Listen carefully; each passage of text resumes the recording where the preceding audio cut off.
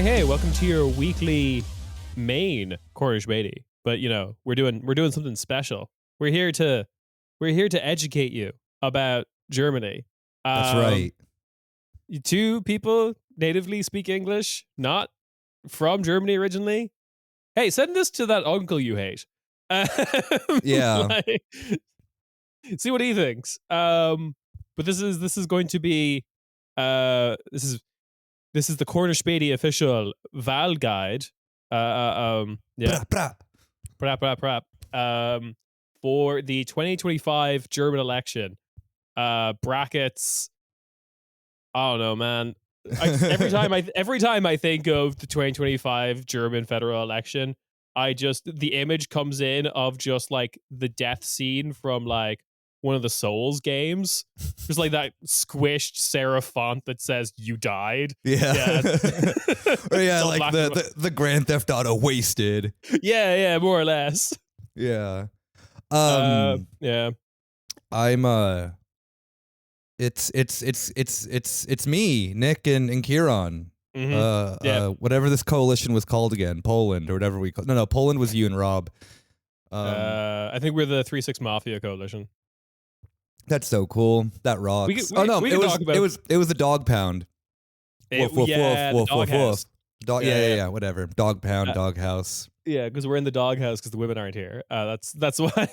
Yeah, it's the man cave. We have a big neon Miller High Life sign above us. We're watching the game.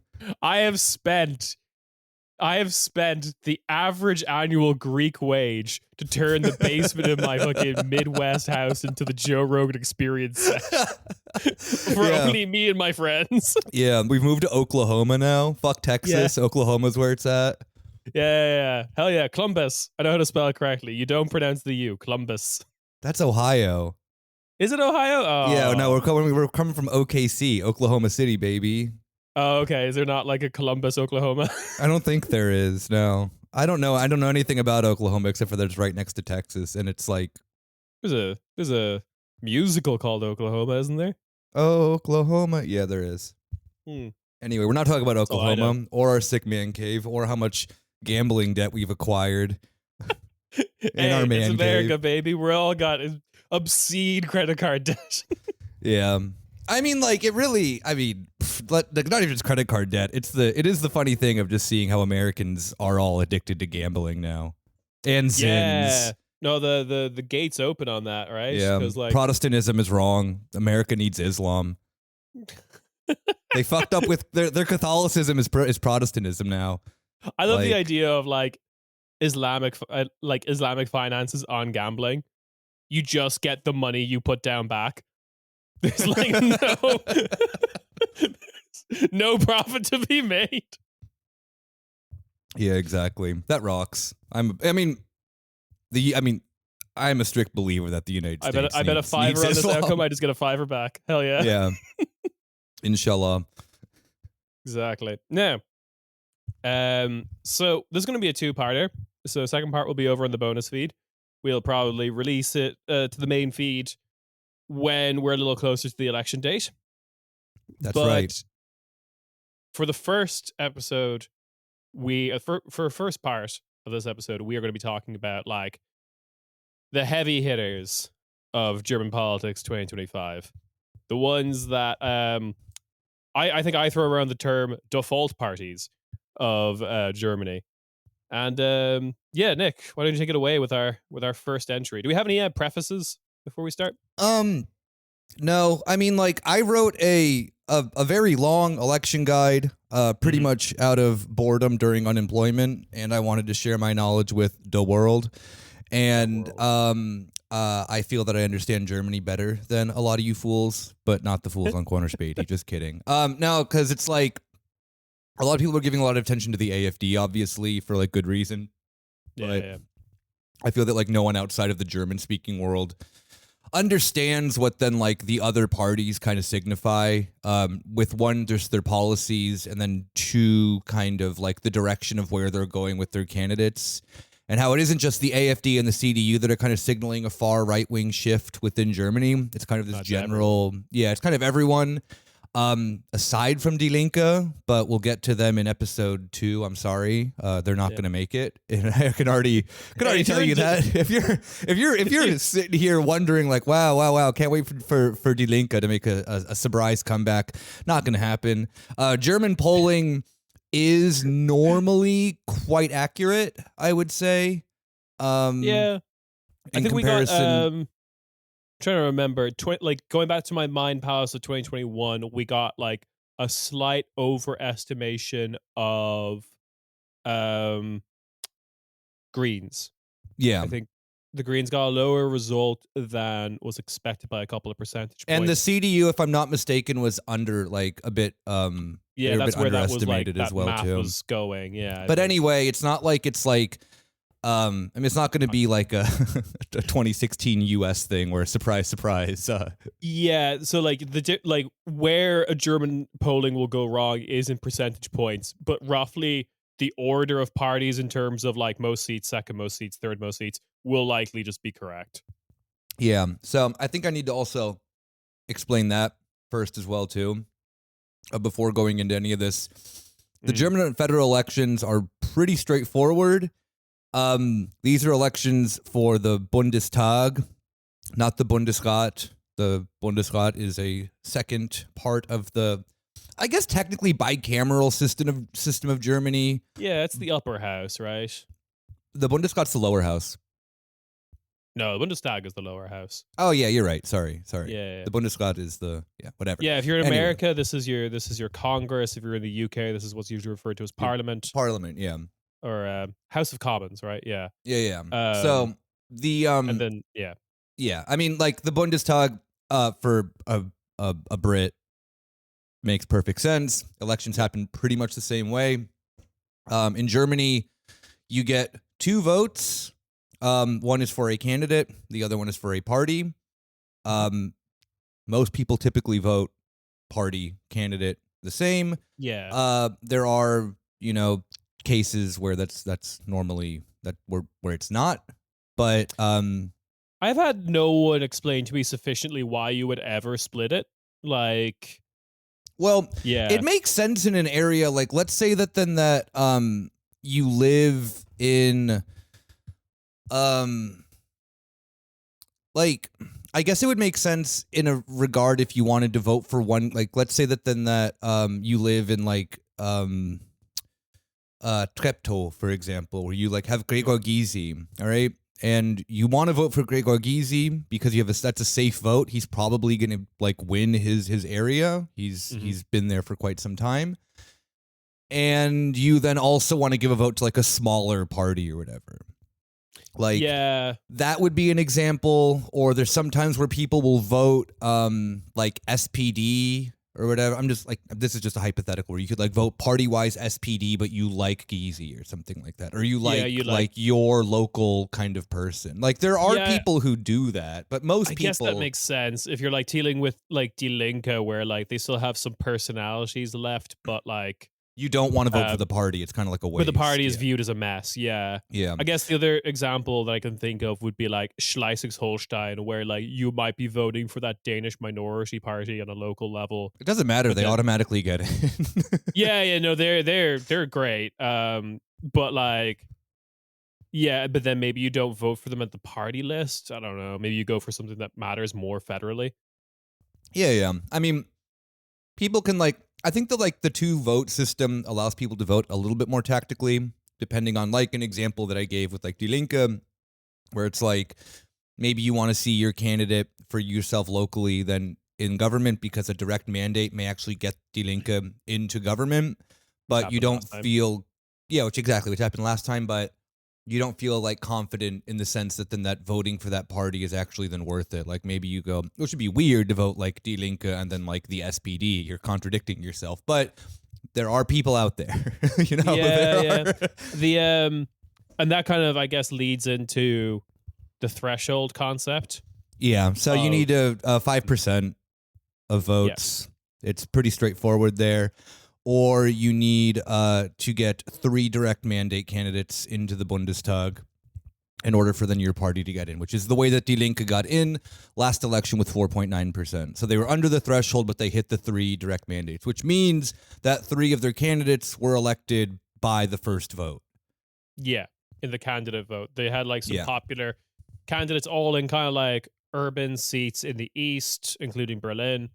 I think the other one was Leipzig, or was it Dresden? I can't quite remember. One of them, yeah. I'm not really I'm not gonna look up these nitty gritty things right now. We said it before. Die Linke becoming like the party of East German cities. But then like, yeah, and then the other exception to the threshold rule is if you are a party that represents an ethnic minority, which there's only one of now.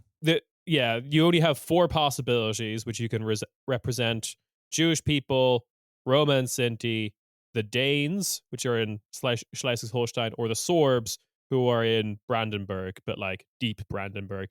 And the only one that has actually got together to make a ethnic minority party is the Danes in Schleswig-Holstein.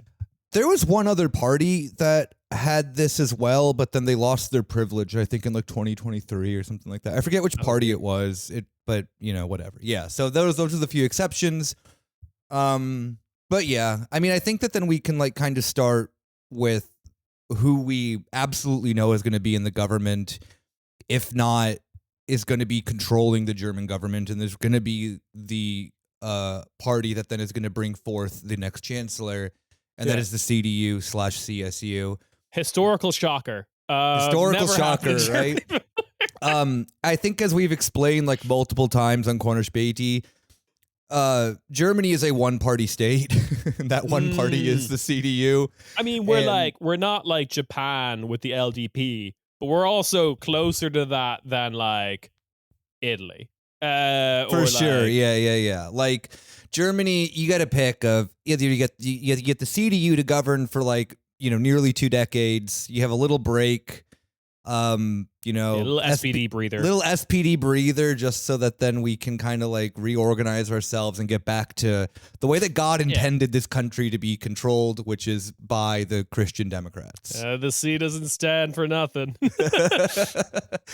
I guess first and foremost, the thing that then I think is the most telling about the CDU and about the direction that they're heading is that they have nominated Friedrich Merz, a wildly unpopular man in Germany as a whole, but a man who is quite popular within his own party.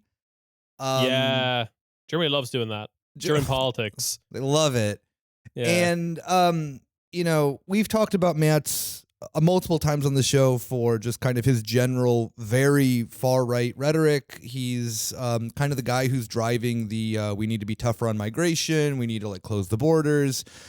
Kind of toying with the idea of like diet remigration sort of thing, where he's talked on multiple occasions that we should be able to remove German passports from criminals and deport them, which is illegal. It is a Nazi era law.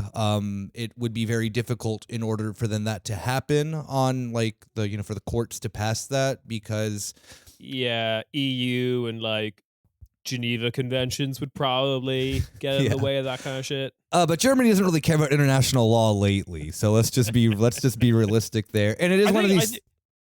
I think the Germans would make the distinction of supporting someone committing violations of international laws rather than being the ones themselves who pulled the trigger.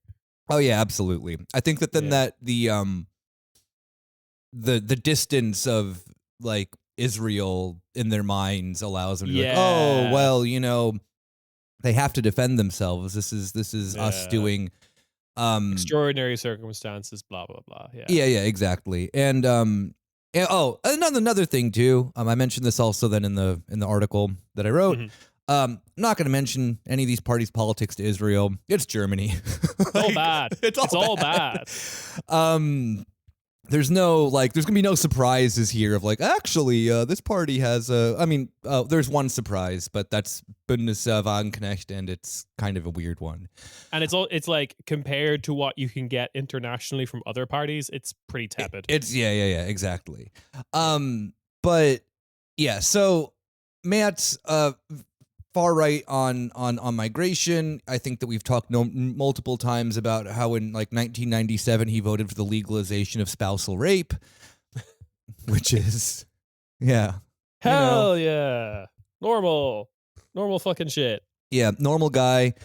And is just and I kind of always wonder in the sense too of it's like, see, the CDU, if they were smart, in my opinion, could kind of go about this thing of doing a ban of the AFD, go farther right, and then take a lot of these votes from the AFD. The CDU has actually been in favor of a like the so-called AfD Verbot.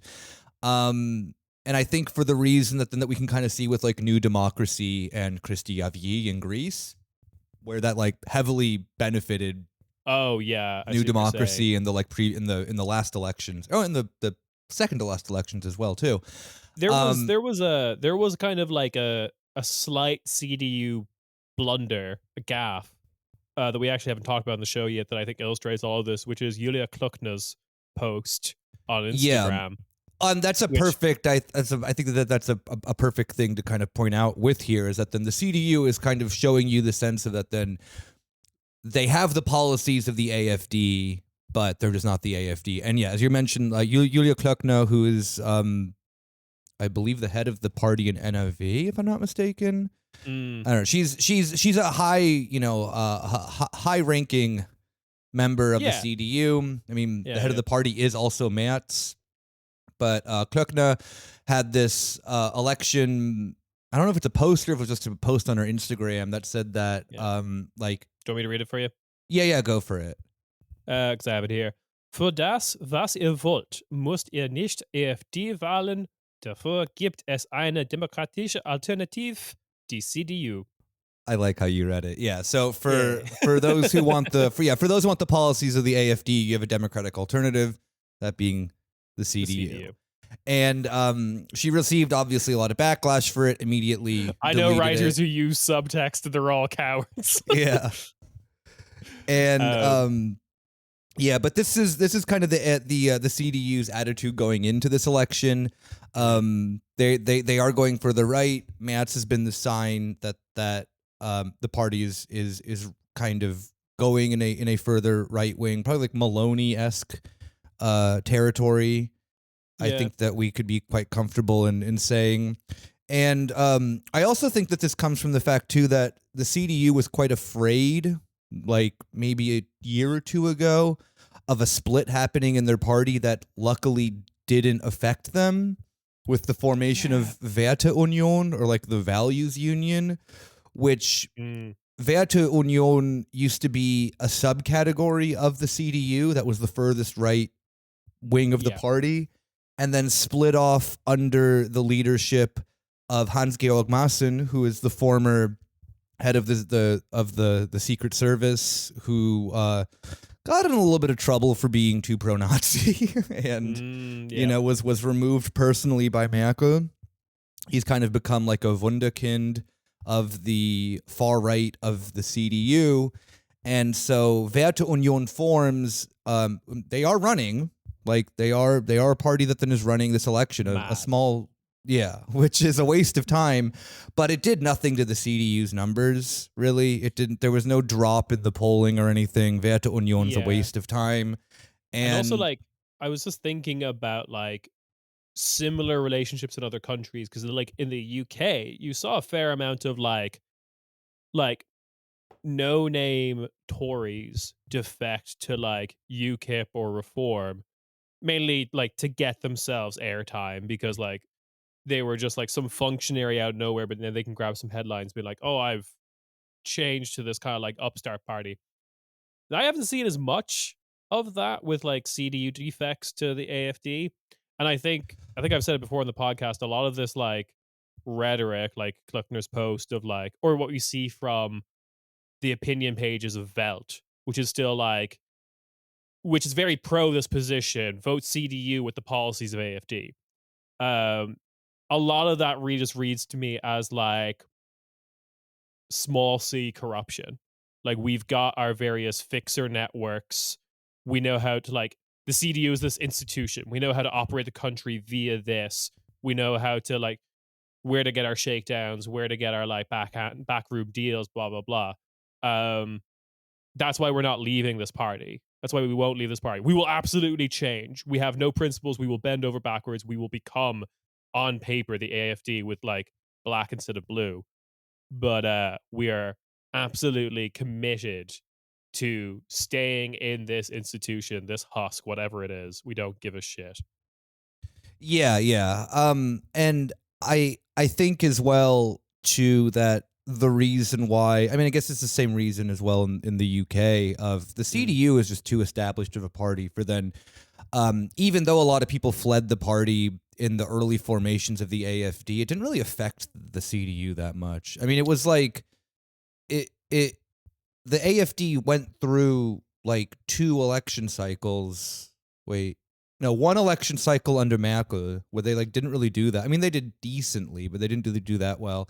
And then this recent one in 2021 where they then, got into the double digits. So Yeah. and the AFD now is polling quite well, but also once again not to the sacrifice of the CDU.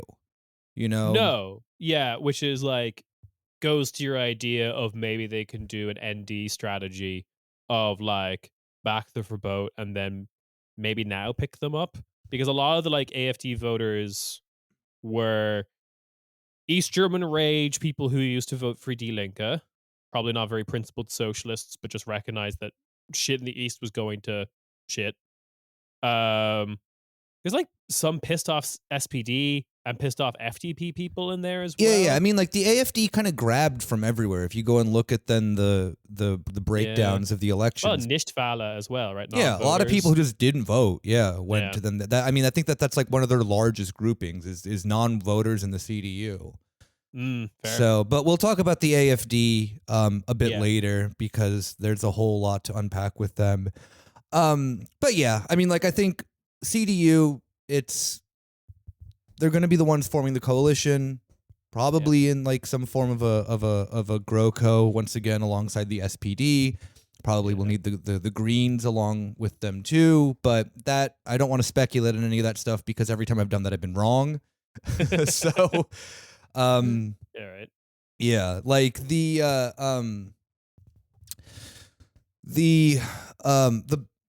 CDU also while migration, as I mentioned, is one of kind of the things that they're hammering on quite strongly about, that they want to have a kind of AFD-esque migration policy. They want stronger borders. They want a stronger reform of the recent EU reform that'll be taking effect in 2026. They said that it doesn't go far enough. The one that then creates a database of migrants to then kind of Yeah. that, which we'll talk about that more with like the SPD and the Greens because they fully support the EU's reform.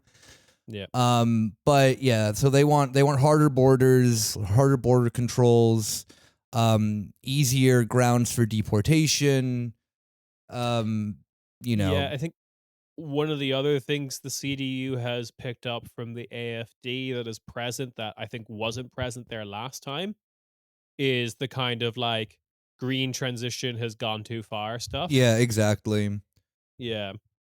And that's the thing too, is that them kind of on the economic side of things, the CDU, well, all the parties right now at least are like very much making the economy the center of focus of Germany, except for the AFD who's making migration the center of focus. The German economy is like in a coma, more or less. Since COVID, it has been quite consistently in a downward trajectory. As we've mentioned multiple times on the show, lots of major German businesses have left Germany for the United States because of the IRA. You have to say it. I can't say it. What? The IRA? Whenever I say it, someone thinks something else. I can't say it. No. Biden's Inflation Reduction Act. The Inflation Reduction Army. Yeah. Coincidentally, they both love nail bombs. Ooh, yeah. But so that's it. We've got officially now Germany's economy shrank 2 years in a row now. Yeah. So that's like technically recession territory. Yeah, Um, exactly. So yeah, the CDU is trying to combat this by, as always, being the party for big business. They want to give, they want to give. First off, they want to lower the corporate tax rate of Germany to 25%, which honestly won't attract businesses. Like if you just look at other countries in Europe's corporate tax rates, they're significantly lower if they want to be like competitive. They can't also be want us over here. cannot be Ireland. What is Ireland's like 11% or something like And that? it's well, no, because that Biden global tax thing actually worked out, so it's now a whopping 15. Ooh. Ooh. Yeah, so still 10% higher than the United States is. Like, it's Yeah. not I mean, maybe then the CD will be throwing like tax breaks here left and right. I did not go that deep into their No, into their and party there's policies.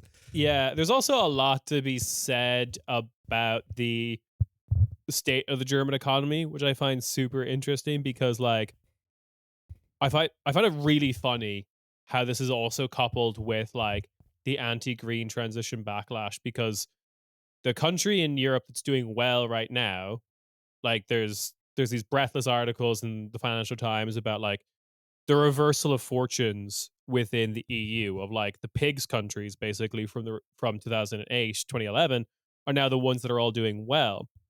If you dig a little deeper into that, the one that seems to have the most sustained or most sustainable doing well is Spain. Yeah. And that's because like they've now had 2 years in a row where their peak electricity was majority green, non-nuclear green. Um and that's like a huge turnaround in a very quick period of time. Like factories are now getting set up in like Andalusia. Like Andalusia is now about to industrialize. It hadn't before. And like I mean, Andalusia is now about to industrialize the because like the the second energy. quarter of the 21st century is a Yeah. perfect time Hey, to industrialize your country. better late than never. Uh, but then like yeah, they're like getting like a bunch of weird fertilizer factories and glass pane factories and stuff like that. Because like energy there is now super cheap and like there's this real kind of like I want to go back to the Merkel cheap energy arrangement and that's like never coming back. Like even the countries in the EU that kind of like held on to that, like Slovakia, for example, is now fucking like Robert Fico disappeared for like a week there because it was becoming inevitable that Ukraine was going to like shut off the transit gas. And then he just like he was gone for a week, came back and made an announcement being like, I will not have snap elections. I was like, wait, what? Who was talking about? Oh, this is not going well, is it? um, so like, there's this real. Um, what I'm super interested in is like Adam Tooze's opinion on the German economy. He kind of like makes the argument that actually Germany's economy had like this. I don't know. It had like the star from Mario, that makes you invincible for like the kind of like post 2008 world. It had like a bonus in effect. And now he's to say like, it's just that bonus is gone. And now the EU is probably going to start arranging itself in what he would consider like a more natural state of Yeah. like, I mean, Germany, at least in the energy sector, was heavily like running off of cheap energy from like Russia and Poland and stuff like that.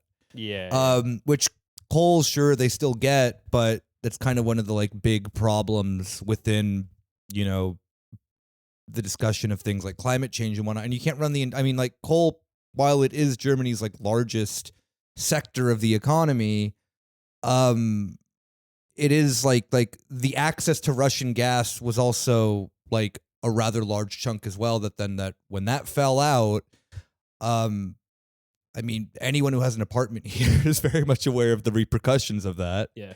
Yeah. And I mean, yeah, the sanctions on Russia too are also like a weird issue that I think only the AfD and Bundestag are actually being like, oh yeah, we need to like stop them because of like cheap German energy resource. The CDU though is like not very specific on like how to kind of like, get past this the energy crisis. Like, I think Yeah. that there's a massive, like, they have all these things about how to get like investment into the country, this and that and that. But they just kind of assume then the same old of like, oh well, Germany can be energy independent by coal and, LNG terminals from the US, which don't work. Yeah, energy independent. Let's just rely on the US more. Yeah, Um, like, or which is like, yeah, that, I mean, I think that is specifically the kind of unstated strategy of all the parties that aren't saying let's lower the sanctions against Russia. Because like it is, oh, let's do LNG. I guess the yeah. Greens, if you point a gun at them, are like, okay, green stuff. But like, The Greens have the at, funniest economic policy, but we'll get to hell that. yeah, we'll get to that. But like, yeah, I think the CDU position and probably the SPD position is like accepting that gas is just going to cost more because either it's coming in from the States as LNG or we're paying for Russian gas by way of India. So we're just paying Yeah. for a bunch of like middlemen. Yeah. And last but not least, with the CDU is they will die for the Schuldenbremse or the Schwarze Null. They are very specific about under no circumstance will they get rid of the Schuldenbremse. They think it is vital to German economic health. Which if you like ask any economist that is not a German person, they'll be like, this is the dumbest policy known to man. Yeah. But yeah, the CDU and the FDP are the only two parties that do not want any reforms whatsoever to the Schuldenbremse. The FDP actually even has posters saying that like if we like get rid of the Schuldenbremse, it'll be like generate the next generations will suffer, which is like Yeah. that's not how debt works. That's not how. No, it's not gonna. This is not like the country has like a credit card and you're just like running up generational debt and just you die and then it gets like inherited to your like, and even then you can just say that you don't want to accept that debt. Like, The real kind of like, so I saw, I guess, before policy positions were made. I think this was even before the election was officially called, but everyone had accepted that the election was coming. I did see some kind of like comments from Merz being like, we're not as committed to the Schuldenbremse as like the FDP. But I think they've gone back on that. they've gone now. back to it, baby. I don't know why. Yeah. I don't know who's like I don't know what Need they're to- all smoking. Maybe need we to fucking should. spend. Yeah, maybe we should ban weed. Maybe this is the problem. They're all just too fucking like, stoned. It's the weed. It's either not enough weed or too much. I think it's not enough. I think we need to smoke out Merz, and then he'll start spending money on the German infrastructure. Yeah. Send him into a psychosis, and he just disassociates and has, I have to lift this thing. The capital of Europe's leading economy shouldn't look like this. This airport's stupid. God, I missed the fucking. That was the greatest time of German television. Was when the airport wasn't finished, and you would just get the little reports of being like, China made another 2 airports today. And it would always be like, this is technically the story is like, look how cool this new Chinese airport is. But the real story is just like, the fucking airport in Berlin isn't done yet. Yeah. I mean, I still refuse to believe that it's finished, even though it works. Does it? It doesn't feel finished. No, Spiritually, it will never be finished. It really isn't. But yeah, I mean, that's kind of like the point where I want to end with the CDU. Yeah. They're going to be in. Merz is going to be our next chancellor. Get ready for a very far right and very economically illiterate CDU. They never learned their lesson.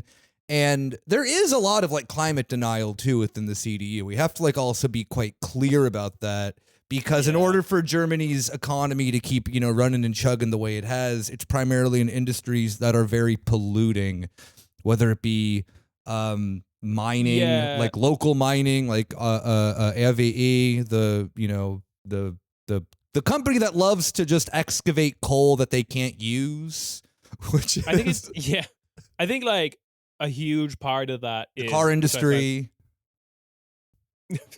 I think a huge part that I find interesting about that is that like, and it's related to the CDU, it's related to the Greens. It's like a symbiosis, but like German green strategy has always been very individualized and always very penalized. Like, you bring your own basket to Lidl, you sort out your own rubbish, you bring the bottles back to the machines. And I do feel like it's because a part of it is because the CDU is uh part of it is like Kant has irreparably damaged the psyche of this country. The second part is the CDU is the party of industrialists, and like, how dare you make Siemens change its energy policy? How dare you? How dare you speak to Mr. Siemens? Yeah, this is also one of the, like, I mean, on that note as well too, like the CDU, of course, being the party of big business, is also kind of campaigning on a bunch of cuts to the social welfare sectors, which crazy. is a bit crazy, you know. Well, no, I mean, like, really, because this used to be a party in the sense where, like, not to say that they were, like, you know, super like social big Marktwirtschaft, right? Yeah. But they understood the sense of like the that the economy, like the German economy, is able to run the way that it was running. I mean, yes, cheap inputs like labor and natural resources, but also then the sense of like this welfare state that was built post World War II. You know? That was always the distinction between them and the FTP. Like, Yeah. I mean, I use the word industrialists very specifically because I feel like the FTP is more the party of big business, broadly speaking. And yeah, historically the CDU has always believed in the, like, okay, you go work for Papa Siemens and don't ever dare make eye contact with him or whatever. Do that thing they used to do in Imperial China where they block their eyes with their big sleeves. But we will at least pay for like some childcare in exchange for you never speaking to Papa Siemens. Yeah, exactly. And the CDU then is trying to reform sick leave in Germany, that then you just like don't get it. And they're also trying to reform the Bürgergeld system, which is like the new unemployment system that then was put under by the SPD's led coalition. Bürgergeld isn't like the best system. There's a lot of problems with it, but completely gutting it is also pretty fucking awful. And they're trying to then make it more attractive for people who are in retirement to go back into the workforce, which is a horrific plan.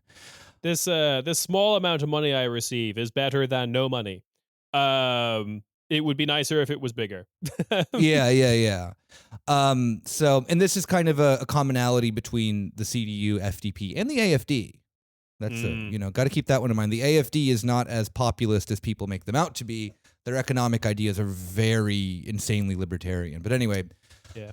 Now we should move on to, you've had very heavy courses of CDU, followed by another heavy course of CDU. Maybe you need a little bit of a palate cleanser before you want more CDU. It's time for the SPD. It's time for the SPD, baby. Now, the SPD is going to be going into a, and this is not a Nick guess, this is a guarantee that they are going to go into the worst historical. No. Just like they're going to do really bad this year. That's what I'm trying to say. You're talking about just results. Just results. Yeah, they're going to do historically bad. This SPD has, like, the worst they've ever done is around, like, 20%. And that was shocking for them. They're polling currently at, like, 15. And I don't... It's going down. It's going down, exactly. Yeah, it's trending down. The SPD... for those who don't know, was the governing coalition until about November of last year.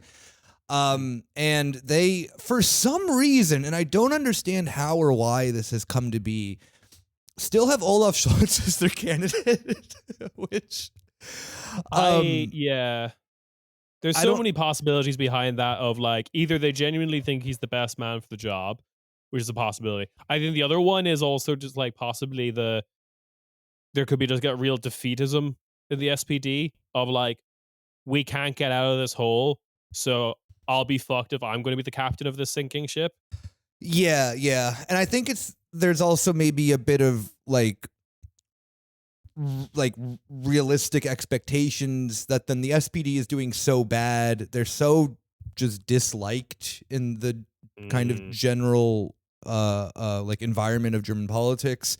They were debating putting Boris Pistorius, who is the current, I guess was the defense minister until the government collapsed, who is the Yeah. most well-liked politician in Germany for some reason, which kind of that one took me by surprise because he's not a man that I think about at all. Individually, yeah.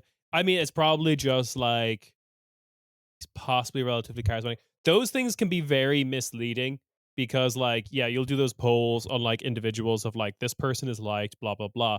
But then as soon as you change their role, everyone's like, actually, I don't like you being the chancellor, or I don't like you being Yeah. finance minister, blah blah blah.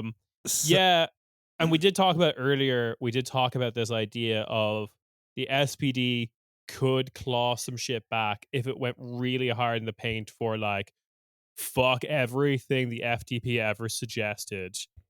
And thus that would also be kind of going in like fuck everything the CDU is suggesting for reason A, B, and C.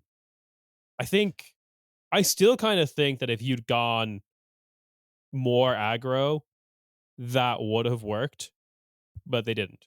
So yeah, we I are. think that it's kind of weird in the sense because like the Greens have been able to kind of manage they've kind of managed to save themselves from any criticism internally, Yeah. and they really haven't lost too much in terms of support. Where the SPD has like, I mean, they finished last election at 25.7%, kind of narrowly beating out the CDU.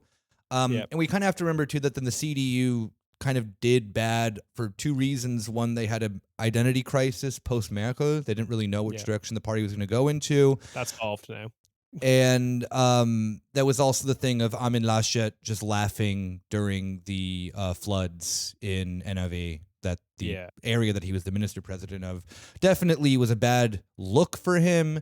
And I think also, too, people just like tired of 16 years of the CDU. Like there was a general exhaustion to a degree. It was kind Yeah. of easy for I the other also parties to campaign against it. And going into the like coalition building, the SPD just refused to talk with the CDU, even though they did get like narrowly second place. I think there's something to be said about the German public's desire to see a party have their shit together.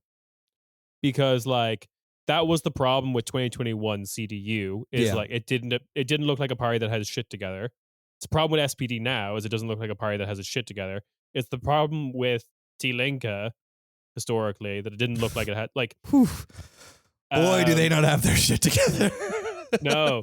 And it was a conversation I had last election with Michelle from Spaßbremse, where she was like, where she like kind of threw the question of like, are people really into that? Are the people really into the nitty gritty of politics, like the inner workings of SPD, CDU, Die Linke? Do they really know that much? I'm like, no, but you don't like, my response to that was like, you don't need to know the nature of my midlife crisis to know I'm going through a midlife crisis. Yeah, And people can just exactly. sense when like shit's falling apart. And I think the thing too that then really has influenced the SPD's historically like kind of bad current position is that the general media landscape in Germany is very far right wing, and Super hostile to them. Yeah, and it's super hostile towards the governing coalition. I got to be honest. While the SPD has been a pretty garbage party, and they're like the coalition led by them, since particularly after like February 22nd, 2022. So when like Russia invaded Ukraine, their shift to like with the like they're overshadowing the stuff with like the militarism and especially like their attitudes towards Israel and stuff not and whatnot has kind of very much overshadowed a lot of the like kind of decent things that they did. The Deutschland ticket is like the greatest policy known to man, and They did raise minimum wage. they raised minimum wage. They at least like attempted to try and like reform certain aspects of the unemployment thing. I mean, for like knowing people who've gone through both Hartz IV and Bürgergeld, Bürgergeld is way easier. Like it's still shit. Like, don't get me wrong. It's still a neoliberal kind of style of unemployment thing. But the reforms that they did to Hartz IV was quite brutal. And Bürgergeld was actually quite easy to get yourself into the system of, and the way that they would kind of go about paying your stuff was like not too horrible. From the people that I know who went through it, it was like this was way easier than Hartz IV. Still not great, but you know, there was also to give some like brownie points to the SPD coalition that's now like going. That fucking climate budget thing that was shot down by the courts. Oh, that was actually a really cool move, in my opinion. Like, you mean doing that, not the shooting down? No, not the shooting. Yeah. No, the fact of like just taking COVID funds that then were unused and just being like, well, we're going to put this into like, you know, climate policy things. Yeah. And then the FDP and the CDU like stomping their feet. FDP, who was in the coalition at that time, stomping their feet, being like, this is illegal. And like, it was illegal, but who cares? like this is the thing. This is why we said the SPD should have gone aggro, because like it's very easy narrative to paint, and one that I think would be very convincing, of just like everything that was wrong with our government was the fucking thorn in our side, poison golden chalice that was the FDP supporting us. Yeah, and I don't think that they would be able to kind of campaign on that as quickly. They can't do that now. No. I mean, now they can't. Now they're just trying to like, I mean, like I mentioned, similarly also to like the CDU, they're focusing on the economy. Of that they're gonna give Scholz's whole thing is like a made in Germany premium and whatnot. Like they're campaigning on stuff that then just like isn't like, it's just bullshit Blairite, you know, third way neoliberal public-private partnerships.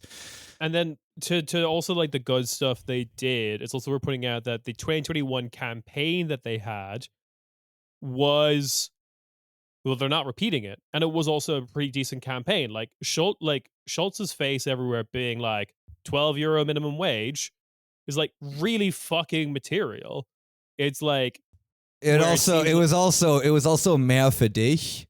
That was that was if you didn't speak German, if you didn't speak German, those posters looked funny. Yeah, more for dick. But like, yeah, but they did have like some kind of concrete policies, and then we noticed it on the podcast that the downfall happened with the EU elections, where all of their posters were just kind of like strong voice in Europe. Yeah. Olaf Scholz doing the like wank hand gesture. Well, somehow now they managed to communicate that on a still poster. Now he's just in front of the German flag on the poster. So like, that's the same thing. Yeah.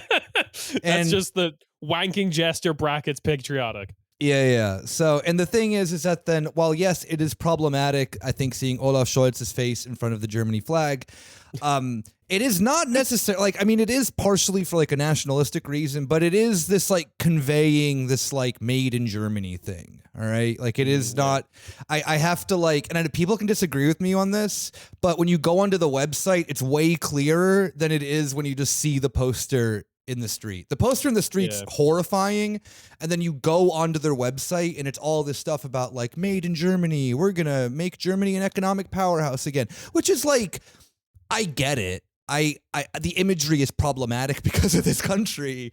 Well, I think to be fair to that criticism, I think that is pretty emblematic of, we said at the beginning, at the top of the show, at the top of the episode, everyone's gone to a rightward shift. Everyone has gone to a rightward shift, yes. That is what the SPD on a rightward shift looks like. Acknowledging the German flag. Like, acknowledging I feel like the 90s German flag. SPD would be like, oh no, we can't fly that. No. Yeah. It is very bad visuals, and it is very much kind of like this like economic nationalism sort of thing.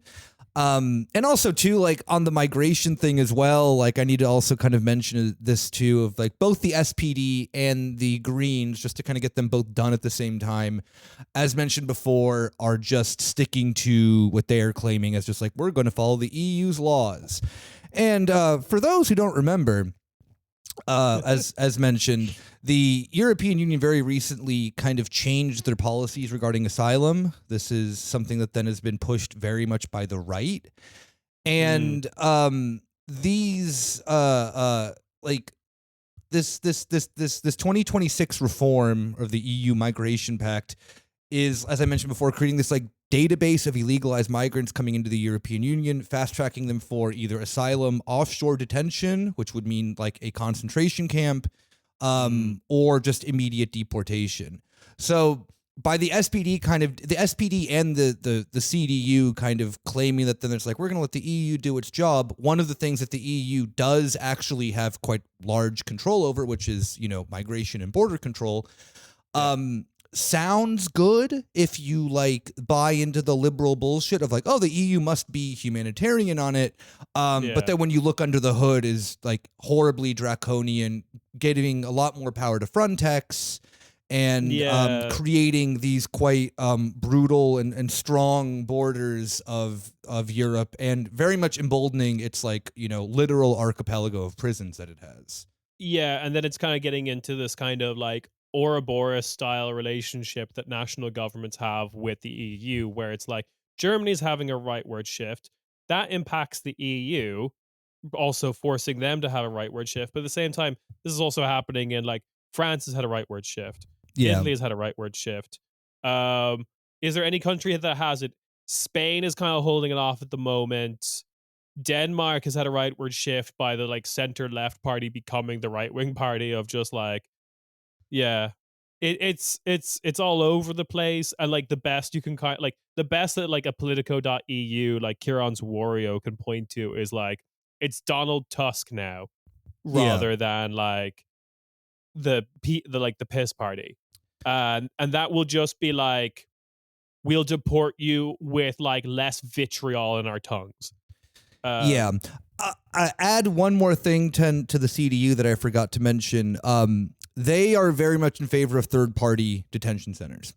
So like like an Albania situation. Exactly. The CDU is explicitly not in favor of that. However, if it changes on the European Union level, they will be in favor of that. So this is where that gets to our friends in Europe. So this is where it gets quite confusing, is that then this SPD and the Greens are just simply kind of like being like, well, that's a Europe issue. We take, we're proud Europeans. Europe takes care of that issue, and Europe is doing this right wing shift, especially in its migration policy. If not, as you just mentioned, this like everything. Yeah, everything is getting more right wing on this continent. But yeah, I mean, it's kind of this thing too of that then the SPD is gonna like do pretty miserably, but like may end up in government still. I think right. Yeah, I think people are kind of there's been a lot of op-eds that have been released kind of by a lot of like people who are close to the CDU, actually kind of being like, GroKo is our best option for the future of Germany, kind of as this like and on the other side of it as well, there's nothing that the CDU loves more than a weakened SPD. Yeah, like on exactly. their side. Yeah, and then the SPD can't really do much else than play second fiddle to the CDU, like just historically. I mean, maybe this is a great time to transition to the next party we want to talk about. Greens, baby. No. I was the say, AFD. This is the function of the AFD. The AFD kind of forces the issue of a GroKo, because the SPD are like still primarily chaired by well-meaning, like broadly anti-fascist people, in like a very loose definition, and thus will always be convinced into a GroKo when threatened with a blue-black alliance. Yeah. I mean, like it's the thing that then I think is quite true, is that then like the average SPD member does see themselves as an anti-fascist. Yeah. The average CDU member does not. Like they really don't. Yeah. And this is kind of to the point that then that the CDU, like during those large like anti-AfD protests that were happening, I believe the beginning of last year. Yeah, right? Beginning of 2024. Yeah.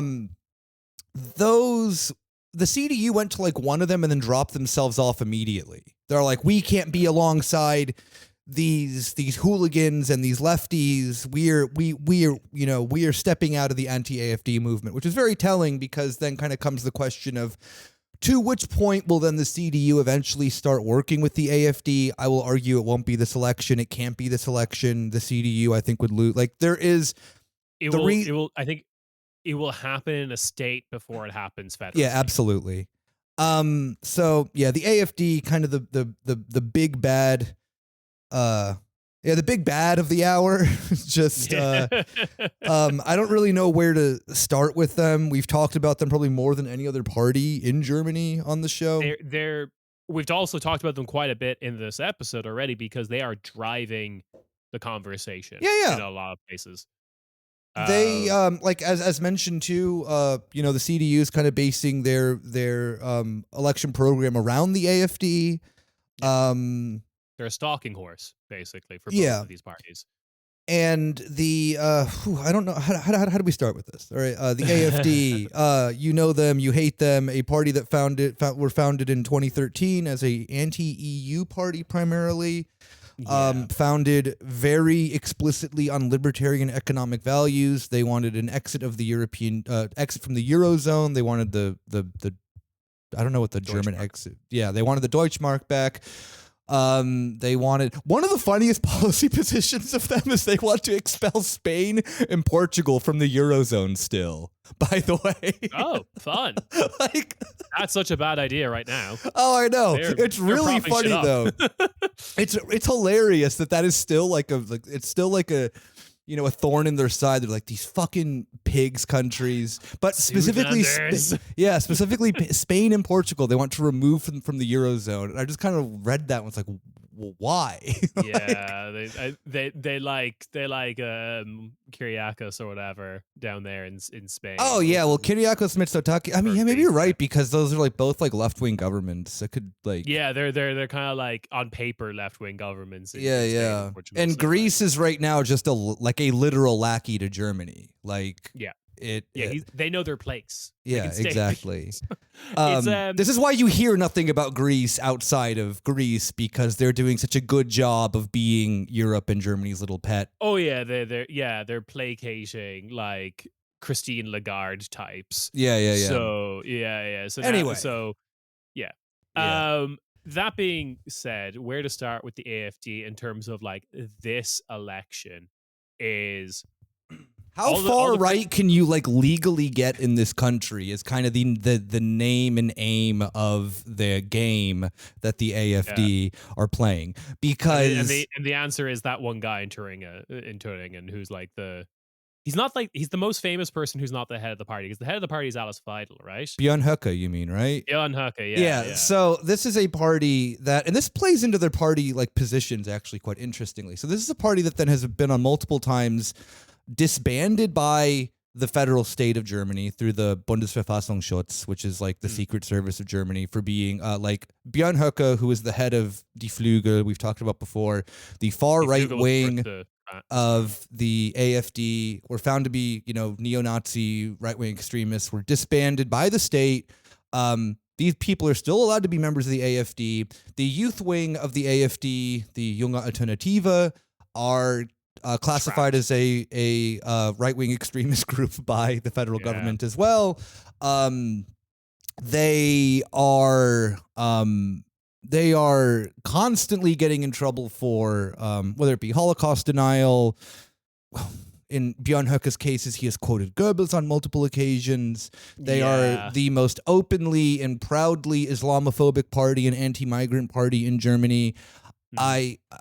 I don't know really where else to go from there. They're bad. I think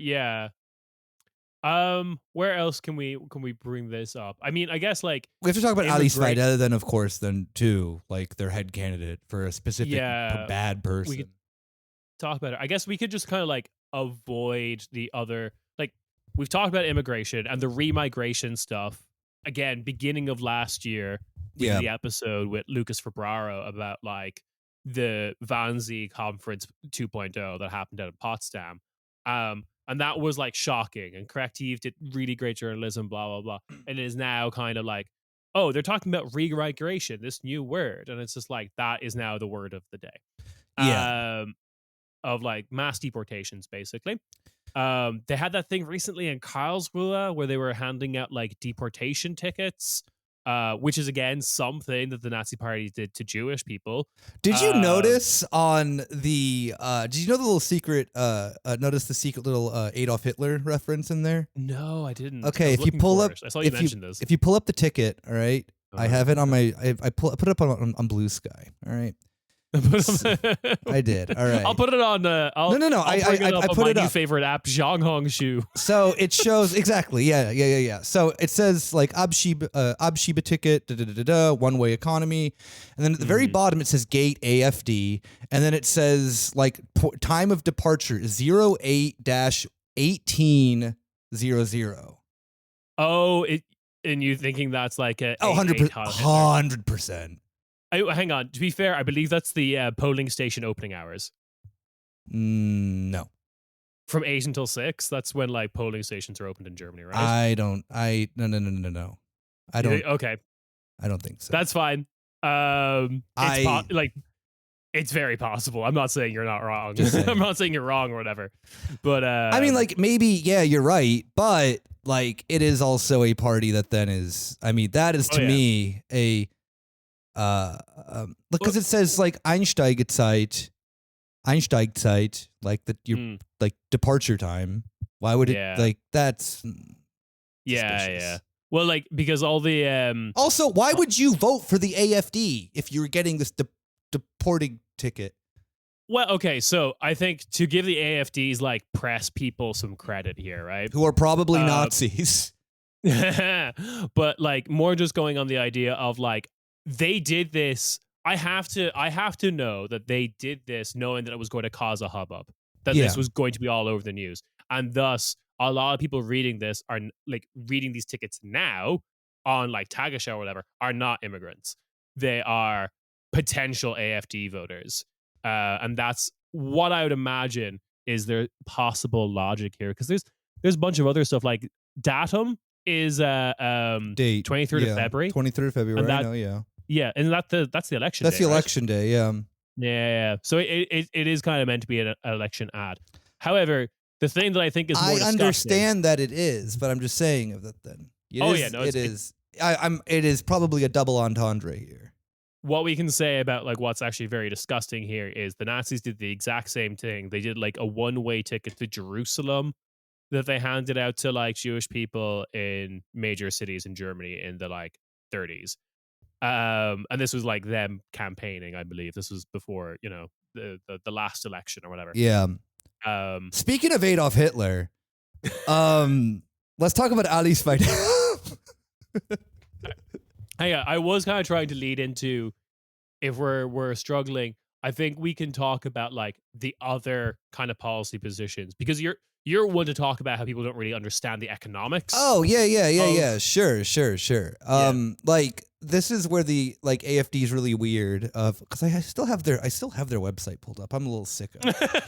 I still have their website as my homepage, my favorite website. So I think I want to talk about Weidel first before I talk about their economic positions, because like Weidel kind of pulls into this like where they stand economically. So Alice Weidel is a very odd figure of the AFD. She is a woman who's like never really had an actual job, which is kind of cool and very normal in German politics. She used to be an economist for like Goldman Sachs. Fun. What are those jobs? And Fedora, weirdly enough. Hey, remember Fedora? Yeah. And then she did her PhD under the Konrad Adenauer Stiftung, and then her like PhD advisor was one of the original members of the AFD and was kind of like, hey, yo, fuck the CDU shit. So she was like, from what it seems like, was being geared in to become a member of the CDU. And then her advisor kind of like was like her own personal Palpatine and like drove her into the AFD. And she was like very much into like this kind of like right-wing economic sphere. As mentioned before, the AFD is very much into Austrian economics. They're very much into deregulation. Most of the members, like higher ups of the party, including Alice Weidel, were or are members of the Friedrich Hayek Society, which if you know anything about that name and libertarianism, then, should speak for itself. And so the AFD kind of has like Weidel as well too, kind of like most notably came under heavy criticism by like talking with Elon Musk about how Hitler was a left-wing communist and that she's a right-wing libertarian, and there's no commonalities between her party and the Nazis. Don't look at what her grandfather did, who was a member of the SS and was a member of the military tribunal. Um, I mean, yeah, and then that's just getting into horrible, uh, like Holocaust Nazi politics revisionism of like yeah, yeah, yeah. how the economy works. I mean, that is a great way to sell yourself to German big business, many of whom like, hey, saying that like the Third Reich was communist is probably music to the ears of like the family behind BMW or Oh whatever. yeah, the Quant Uh, family. Don't yeah, the ask what con, they yeah, were doing with that Hitler no, fella. or that Yeah, biscuit company or that that. was like all our slaves loved being our slaves. Um, like it it's surprise like genuinely what I would say is that kind of politics is super is super familiar to you if you are a Corner Späti listener, if you engage with dealing with like alt-right figures in the States from 2016. I wouldn't be surprised if this is something like Tommy Robinson has said in the past, blah blah blah. But like it's worth pointing out that she's mainstreaming that politics in Germany, and Germany I feel like is very fertile ground for it because it aligns so well with figures that we've talked about in this podcast before of like the biscuit company, and how it wants to rewrite history so it doesn't look as bad during the Third Reich in Germany. That kind of like rhetoric, that kind of like new historiography of the Third Reich and its economy is letting so many industrialists, so many millionaires Yeah, in yeah, Germany yeah. off the hook. Yeah, absolutely. I mean, the reality of what the Nazi economy looked like is very much a like capitalist cartel state. You know, Oh yeah, yeah, does yeah. like it is not. I mean, there was nationalizations of industries to some degree, but they were just handed then off to a like rich Nazi donor. You Yeah, or know, like like it wasn't like industries got nationalized because like the guy in charge of it was wasn't being quite as Jewish. cooperative. Oh yeah, Like yeah, yeah, exactly. yeah, like the Junker or whatever, like the airplane manufacturer, Yeah, the guy yeah. in charge of that like was not as like obedient as he should have been and got in Yeah, trouble. yeah. Like Nazi expropriations of companies was not because they were doing like, you know, centralized Soviet style economies. It was because No, you've been a bad boy. Give me your they company. I'm going to give it to my friends. they initially gave up on. Sorry, I read some stuff about this recently. They originally gave up on social housing, Oh, like which super quickly because super quickly there they was like couldn't zero build they social couldn't housing. build anything that then was done under like a nationalized program. Even the thing like the VW Beetle or like the original like Volkswagen never Yeah. actually happened. The Autobahn system never happened either. Anything that was done with like state money in Nazi Germany aside from military shit like didn't happen. You also have to remember a lot of like that shit was backlash to the Weimar Republic. The Weimar Republic was doing a fair amount of social housing. They then scrap social housing because they are angry at the Weimar Republic. And then they're forced to bring it back when they're like, we have like a housing crisis in our cities.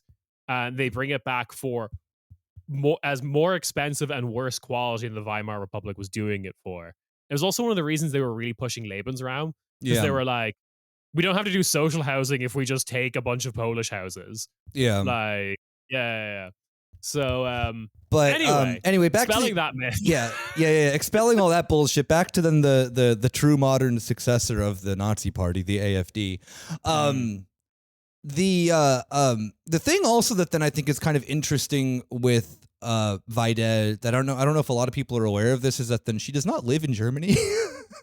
Like through a tax loophole, she is registered in this country, which I'm assuming is just then where her income for being in the Bundestag kind of goes. She lives in Yeah. Switzerland.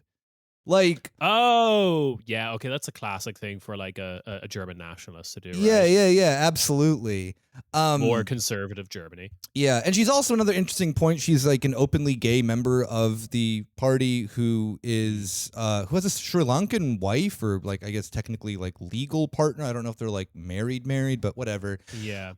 She's it's like her herself. She's the AfD and I guess Weidel are very interesting because there's also kind of another aspect that we can kind of like tie back to their obsession with like free speech and whatnot is that Weidel like has been caught on occasion like I mean, aside from then like the illegal stuff that she has said, things like May 8th is a day of defeat for Germany, not a day of celebration.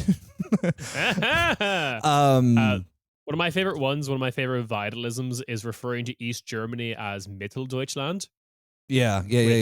Which you can't call East Germany Central Germany. No. Like a lot of Polish people sweat that way. Yeah. So aside from like the really right wing, borderline illegal, if not completely illegal things, I don't even want to look into the things that she said about migrants. I can assume that they're She's quite done hateful. some great replacement stuff before. Yeah. 100%. Yeah. The funniest one to me is the AfD really slams into the culture war, and there is a video of Alice Weidel getting really mad talking about that they will not take her schnitzel, which is one of my favorite videos of her because these people like, that like, I mean, Björn Höcke 1,000,000% watches videos of Hitler and tries to like mimic his shit and has quoted like Goebbels in public. He tries to talk like Hitler. He tries to do this whole thing. I kind of can tell that Weidel does a similar aspect, but it comes off really funny when then like the AfD, unlike kind of I mean, maybe you can make the argument against this because like this could just be our dumb brains looking back at Nazism, in hindsight. Yeah. We're an overly online people as well. Of course, yeah. But like the Nazi obsession with like high culture, I think is a bit overrated because the Nazis actually kind of hated culture. They were actually quite very stupid in that regard. They wanted only like Wagner and they wanted Germanic things, which in modern a modern view, we think looks high culture, but in reality is kind of just like dumb guy shit in the like 30s and 40s. Yeah, like a lot of music they were advocating for would be like, if you were to bring that to the present day, it would be like people advocating for like Van Halen. Like it was just like music that was like. I mean, all right, I can get behind that party. No, but like you know what I mean. It was like them advocating for music that was just 20 years prior. Yeah. Like the Nazis, of, like, being against jazz. Yeah. The Nazis hated like swing and jazz. Famously, there was like a big culture around that of like people doing that. Put that like, in a modern context. That's someone who's like hates Ariana Grande in favor of Van Halen. Like it's not very like high culture. No, for sure, exactly. And I think that then that we pretend that it is like this high culture thing with the Nazis of the past. But I think the Nazis and like far right wingers have always kind of been this way. And the AfD really has doubled down on the fact that you're a stupid little baby and you need us. And they even on their page have a guy like, and I kind of thought like, oh, maybe I'm being a little bit too critical of this because I hate this party. But there's even like a picture of a guy who like legit looks AI generated, but that's, that's aside the fact. And he has a t-shirt that says hashtag Schwachkopf. And he's like, and the next, which in German means like, weak-minded person, and then it says on the poster like finally you'll be allowed to say what you want, so they're like free speech kind of vibe. Yeah, let's get rid of all of this like fluffy academic language. Yeah, so, and they're kind of doing the branding of the like degenerate thing that the Trump people were doing. That's exactly kind of what I was going to say, because like to understand the AfD, like Weidel is the leader, but the other person you have to really understand for the AfD is Höcke. And like, but they kind of do represent, excuse the pun, different wings of the party. Like Höcke was a part of Die Flügel, which was the far right part of it. But like historically, Weidel has always been a part of apparently a wing called the Alternative Mitte, the alternative middle, the alternative center. Yeah. And that's like, yeah, I really think like Höcke, like you said, definitely leans into this kind of like Wagner 1930s stuff that is problematic and bad. Whereas I really kind of get the impression that Weidel and the people around her specifically want to be MAGA Republicans. Absolutely. Yeah. And I think which is that, like bad, but not the same thing. No, for sure. I think it's the sense like that's why and the AfD really hammering onto like the culture issues, the Kulturkampf, whatever bullshit here. Grillen. Like this is actually this is exactly where probably one of the most successful modern things of the AFD comes from, because we saw them have this identity crisis and the struggle during COVID because they didn't know what to do with, like, should we lock on to the anti-lockdown people? Should we, like, be that? Should we and now I think they're very glad that question isn't really around anymore. But they did successfully, as of probably last election and the EU elections, they really got into this green backlash stuff. Absolutely. Yeah. So the one is that then like very, you like, can have your diesel and keep it too. yeah, And absolutely. That's very kind of America, MAGA, Republican stuff of, like, don't make me get, like, a soy cooked EV. Let me use my, like, canister of propane to do my grilling. Um, yeah, and yeah. they're really hammering onto like the like fear of woke and the fear of that then like you can't say what you want. However, it's not really about yeah. what you, the individual, can say or do. This is an entire projection of the AFD on a party level constantly getting in trouble, which is like kind of one of the things I realized while typing this thing up, of that they hammer on the free speech thing because they get fined all the time and they continuously get in trouble and investigated by the federal government for doing illegal things that, like, for those who don't know, the majority of Europe does not have freedom of speech, and like most people are fine with that. You know, you can't do genocide denial. You can't technically be racist in Germany, although that's like, you know, very questionable. There's a lot of things that you like can't do, and you can't incite certain things. And I like don't care that people get fined for being a Nazi or for being racist or for being this, or for being that. I'm also not a libertarian in any way whatsoever with freedom of speech. I'm fine that there are limits to speech in Germany for certain things. But I would never I like the trickery that they're doing is, and they're like, oh, you're not allowed to say the N-word. You're not allowed to do that. You can say that. That's not the problem. The thing is that the AFD wants to stop paying money and being investigated for being Nazis. And that's the real reason for it, which is really funny. Yeah, and I think actually a lot of the, like, couture, like, stuff with the AFD, to better understand that, it's the opinion section of Welt. 100%. But Veg is never complaining in the sense of asking for like a legal, like a change to the German constitution based on this, where the AFD is. No. Veg just says stuff in the sense of like, it's a damn shame I can't call my snacks the N-word anymore. Yeah, the Welt im Sonntag cover from No, 2019. It was Zeit. It was Zeit. With a picture of a chocolate-covered marshmallow that says, what is this called underneath it? For those at home, the modern name for that is a Schokokuss, or a chocolate pillow. Kiss, not pillow. Is it kiss? Okay, yeah. sorry. No, because pillow is kiss. Yeah, because chocolate kiss. The historic name for it is Beep. Yeah, so, like, I feel like they try to cooperate that kind of shit into their anti-constitutional, let me do kind of World War II revisionism stuff. I think they do try to somewhat successfully, somewhat unsuccessfully try and make it seem like that's the same shit. Yeah. Because, like, don't get me wrong, the CDU also, like, is very much on the side of, like, I should be able to call my snacks bad, you know, slurs. Oh, and specifically the CSU got, like, the Gendersternchen banned in, like, universities in Bavaria. Yeah. Like, there are these, like, calculated attacks against, like, woke in very stupid ways that then I don't think are gonna like stick around for too long, to be completely honest, because they just look comical at the end of the day. And even then, it's just kind of like the obsession with the gender thing is something that like, you know, it'll like I think from like the relatively like, you know, straightforward conservatism of Germany is again trying to model themselves off the United States.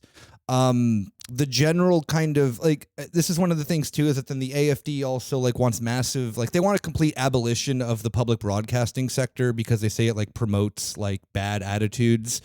We just have to remember that then, which, you know, you can point to then like the public broadcaster having things like, this is what gender is. And it's like, a quite like well described thing about, trans identity and whatnot. Germany and its like kind of like general like middle ground of politics, I don't think is nearly as hostile towards this kind of stuff. Like, I know that then I could eat my words in a few years when we kind of like go further down the rightward thing. Yeah, and also just in comparison to places like the UK. Which Yeah, exactly. I think in comparison to places like the UK and the US, the like trans panic isn't as much of a thing. The AFD tries to make it one, and the BSV tries to make it one. Interestingly enough, that is not the only commonality that these two parties have. They both also might really be funded by Russia, but I'll get to that in a minute. The thing with the AFD in kind of that manner as well is that then they really kind of are doing the thing like, see, we're looking out for you. We want to get rid of, the indoctrination, the thing that you're receiving from the public broadcaster. But again, kind of in that same similar projection, it's because they want privatized media because the media is mean to them. Yeah, and I'm sure they're also like excited about the idea of, if I open up a private media landscape, I can expect a kickback. 100%. Yeah. And there is like the AFDs, like, while, and this is quite similar, I think, to any country that you can see of, and then it's like, while the general kind of at least the public media landscape is very critical of the AFD, although it invites the AFD all the time to their talk shows. Kind of this like one of the problematic intricacies of like liberal democracy, right, is that then it's like, oh, we need to give everyone a voice, even if that voice is anti-democratic. And it's like, well, you can just not, like you don't need to invite the AFD onto your thing, because you can then see that they're a bit too insane for. It's like the Trump thing in 2016 too, that then the more they talked about him, the more people liked him on like CNN and whatnot. But like the AFD, like, as well, has a large media landscape that people in Germany are completely unaware of, like newspapers like Junge Freiheit, Konkret, I believe, is another one that is. Isn't there like there's like a communist Konkret, and then there's like a Nazi Konkret? Compact. Like it's Compact and Konkret. Yeah. Compact and Konkret. Yeah. But and the AFD is incredibly like big on TikTok, social media, like that type of stuff. Their internet presence has been heavily supported by X or Twitter, whatever you want to call it. So it's not like the AFD is like, not really having its media channels. And we see the same thing in France too. And while then, like, and we've talked about this with the Politico thing, where Döpfner wrote his like anti-AFD piece while then also promoting the ideas of the AFD, the German private media landscape has been very pro AFD policy, anti-AFD party. Which gives them a big leg up, because that is quite the needle to thread. And like, if you're putting out those pieces, you can't guarantee that all of your readers get the same takeaway. Like, if you're going like positive on AFD policies, but we want you to vote CDU, can't be surprised when like half of your readers get half of the message. Not the second half. So, and I think it's quite clear, just to kind of end this part of the overview with, is that the AFD is going to be getting 20+% of the vote. Currently polling at 21% and increasing.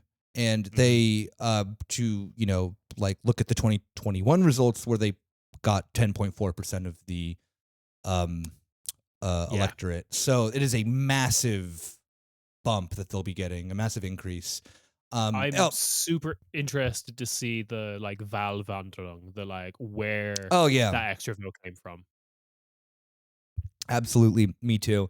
On one final note, I did mention this, kind of, and since this is not like, you may not hear the second part of this, because I mentioned this funding of Russia thing, and I feel I have to conclude that and not just leave people on a cliffhanger. So this is true for the AFD and the Bundestag Wagenknecht.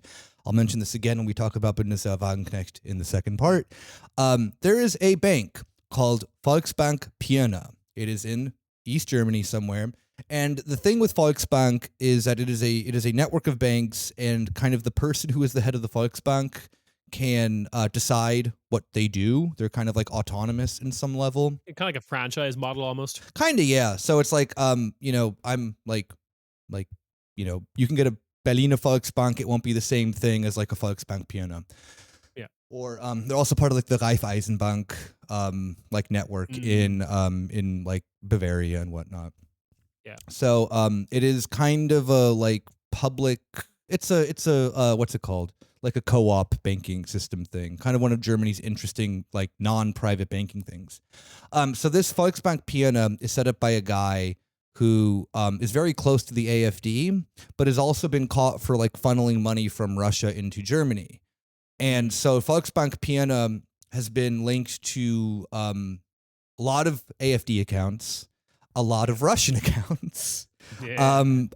Like even Ruppli and Lenzum, which are now the same company. Lenzum is formerly Ruppli.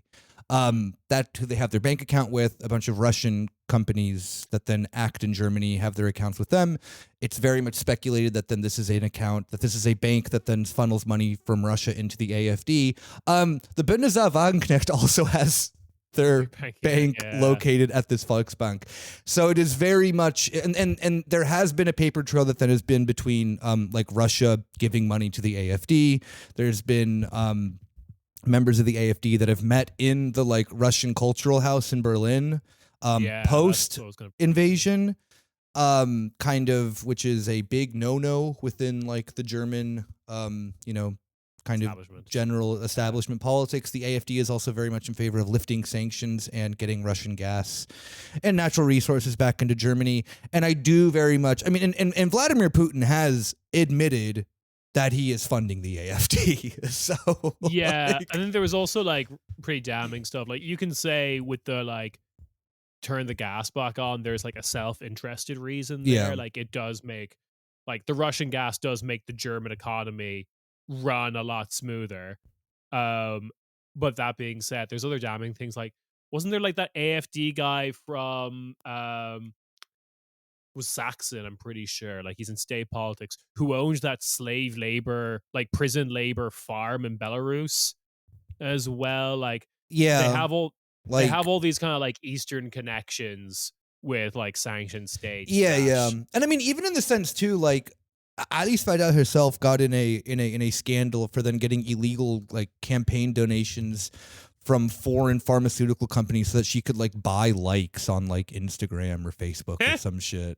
Like money well spent. Yeah, like, and it is kind of this thing that the AfD has gotten. I mean, like, not to say that there haven't been. I mean, there's been campaign scandals of a lot of other parties. The AfDs are very kind of like in this very interesting way where it's like very much like media focused in that sense of like, oh, we'll buy likes with this illegal campaign finance shit.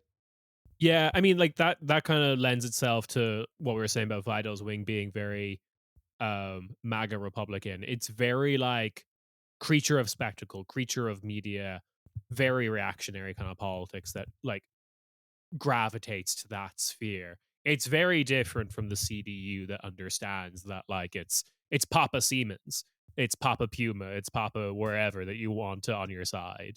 That's right, like, baby. I love sitting on Papa Adidas's lap and asking for Papa Adidas's lap, never Papa Puma's lap. Never. CDU has taken a side on this issue. But yeah, anyway, I think that the AfD is a good place to kind of end with this for part one. I hope that you enjoyed listening to the overview of kind of the main players that'll be going into it. And I hope that you tune in to part two where we'll talk about the Greens, the FDP, Die Linke, and the Bundestag Wagenknecht, kind of the less important. I mean, the Greens are going to get into the government. The other three, questionable.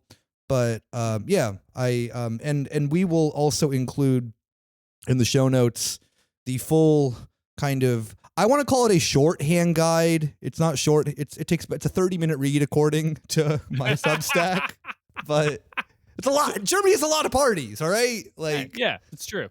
Yeah, but also very few if we compare it to like Dutch politics or whatever. Like the threshold does a job, right? It keeps a lot of small parties out. Anyway. That's true. Yeah.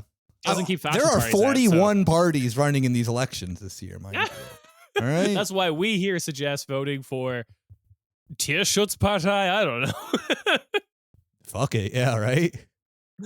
All right. With that, we will catch you on for the second part of this. You want to go to Patreon, and it will be like $5 a month. Here's an announcement that we probably should have made ages ago, but just in case people don't know, if you have an iPhone and you have bought the Patreon subscription through the Patreon app on your iOS device, Apple takes a huge chunk of that money and thus will charge you more. So if you want your donation to our podcast be cheaper, cancel that and just resubscribe via your desktop computer or an Android phone or whatever. Because Apple just takes like puts an extra like 20% charge on top of it, and we don't see any of that money. So, but anyway, part 2 over on patreon.com/corner Späti, and we will catch you there in a couple of days. Ciao, ciao. Bye-bye.